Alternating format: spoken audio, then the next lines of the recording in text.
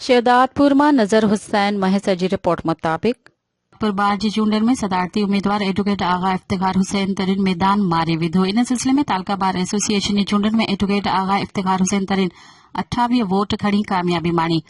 संदस मद मुकाबिल advocate Zainul Abedin 19 vote खड़ी सघियो, जॾहिं नायब सदर ते एडवोकेट किश्वर कुमार 36 वोट खड़ी कामयाब थियो ऐं मद मुकाबिल एडवोकेट मुश्ताक मक्सी 11 वोट खया। अहिड़ी तरह एडवोकेट फयाज खासकेली 26 वोट खड़ी जनरल सेक्रेटरी जे उहिदे ते कामयाबी माणी, जॾहिं त एडवोकेट मिस महना सोलंगी 21 वोट खया। बार जी चूंडू असिस्टेंट सेशन जज मिस्टर एजाज अली चांडियो जी निगरानी में थी गुज़रियूं, जंहिं में 49 वोटनि मां 47 वोटरनि पंहिंजे वोट जो हक़ इस्तेमाल कयो।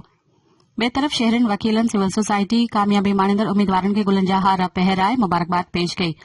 इन्हीअ सिलसिले में नए मुंतखब सदर एडवोकेट इफ्तिखार हुसैन तरीन चयो त बेंच ऐं बार खे गॾु खणी हलण ऐं वकीलनि जा बुनियादी मसइला हल करण अवलियन तरजीह आहे। हुन चयो त बार खे सियासी अखाड़ो बनाइण जी कोशिश कई वई, पर गैरतमंद वकीलनि जुरतमंदी जो मुज़ाहिरो कंदे कामयाब कराए संदन मुंह ते मोचड़ो हणी सियासी दर खे हमेशा ला बंद कयो।